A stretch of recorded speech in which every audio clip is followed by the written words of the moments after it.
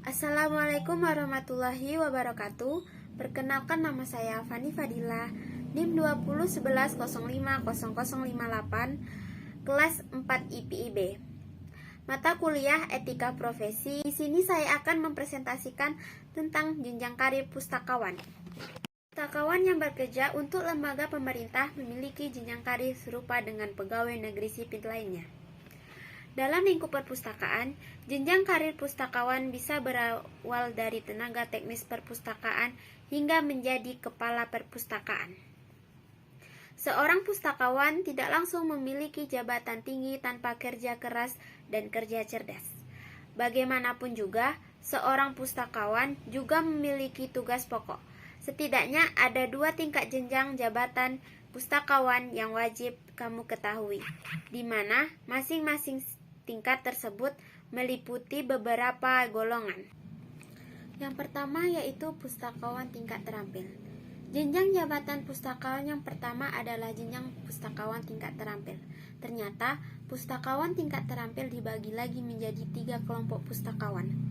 Pertama, pustakawan pelaksana, di mana tugas seorang pustakawan pelaksana adalah pengatur muda tingkat 1 hingga mengatur golongan ruangan 2B dan golongan ruang 2C. Tidak hanya itu juga, pustakawan pelaksana juga mengatur tingkat 1 golongan ruang 2D. Kedua, pustakawan pelaksana lanjutan.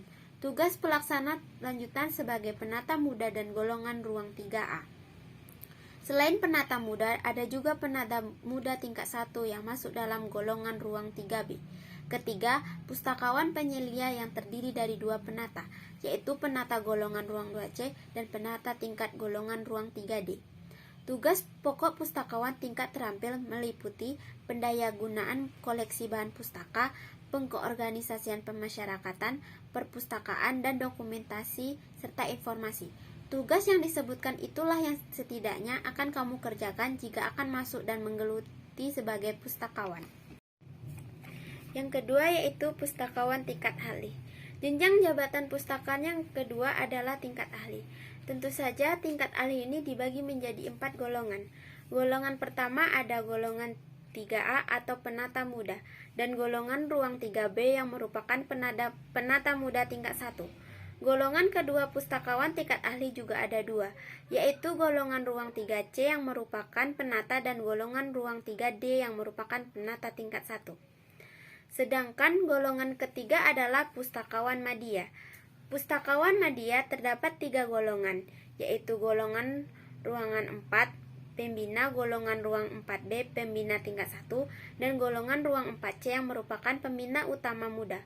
Golongan terakhir adalah pustakawan utama. Sebagai pustakawan utama ternyata membawahi 2 golongan ruang 4D. Dan golongan ruang 4E, tugas pustakawan tingkat ahli meliputi mengorganisasi, mendayagunakan koleksi bahan pustaka, pemasyarakat perpustakaan, dokumentasi dan informasi, dan pengkajian pengembangan perpustakaan. Selanjutnya yaitu syarat untuk memperoleh jenjang karir pustakawan. Dasar hukum jenjang jabatan pustakawan diatur dalam Undang-Undang Nomor 8 Tahun 1974, Undang-Undang Nomor 43 Tahun 1999. Tentu saja disetujui oleh keputusan bersama Kepala Perpustakaan Nasional RI dan Kepala BKN Nomor 23 Tahun 2003 dan Nomor 21 Tahun 2003. Dasar hukum ini, jenjang jabatan pustakawan juga sesuai dengan Peraturan Menteri Perindustrian tentang pemberian kuasa dan pendelegasian kewenang bidang kepegawaian. Pustakawan juga terdapat persyaratan yang harus dipenuhi oleh pustakawan. Ada 3 pengangkatan jabatan pustakawan yang akan diulas sebagai berikut. Yang pertama yaitu pengangkatan pejabat fungsional tingkat terampil dan tingkat ahli pertama. Syarat yang harus dipenuhi bagi yang pertama kali akan naik ke jenjang jabatan pustakawan yang lebih tinggi untuk tingkat terampil, tingkat ahli atau pejabat fungsional adalah: untuk tingkat terampil minimal lulusan diploma 2, sedangkan untuk tingkat ahli minimal lulusan S1 jurusan perpustakaan, dokumentasi ataupun informasi. Untuk sarjana atau diploma bidang lain tetap bisa, asal mengikuti pelatihan kepustakawanan terlebih dahulu, sesuai dengan kualifikasi yang ditentukan oleh Perpustakaan Nasional RI. Terkait syarat usia untuk pustakawan utama, maksimal berusia 65 tahun, sedangkan untuk pustakawan media dan penyelia maksimal berusia 60 tahun. Adapun syarat yang tidak kalah penting, sekurang-kurangnya kamu sudah bekerja di unit perpustakaan, dokumentasi dan informasi minimal 2 tahun berturut-turut.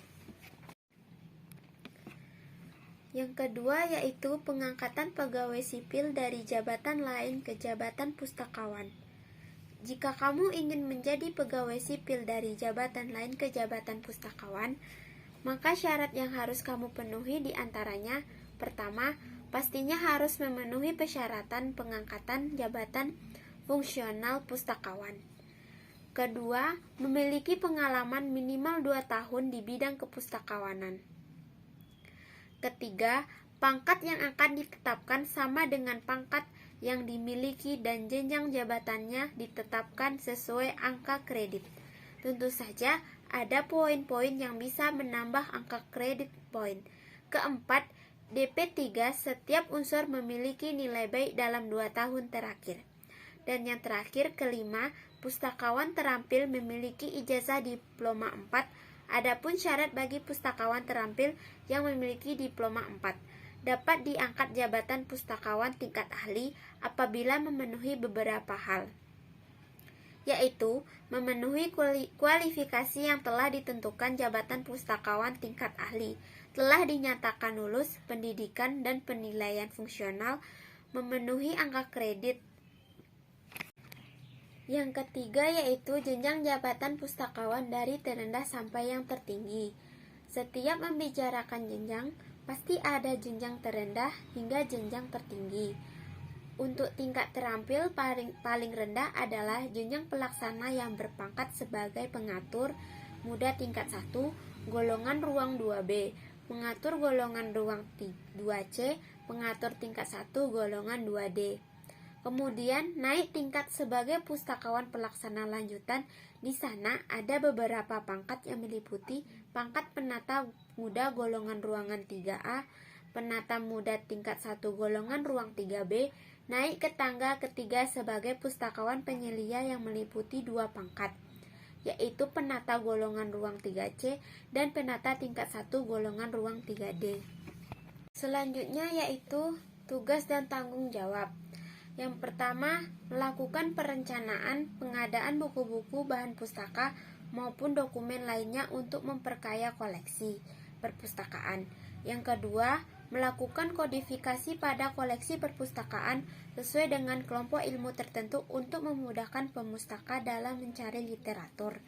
Dan yang terakhir, mendeskripsikan bahan pustaka serta membuat sarana yang memudahkan para pemustaka menemukan koleksi yang dicarinya. Baiklah, itu saja yang dapat saya presentasikan. Jika ada kesalahan, saya mohon maaf. Saya akhiri dengan wassalamualaikum warahmatullahi wabarakatuh.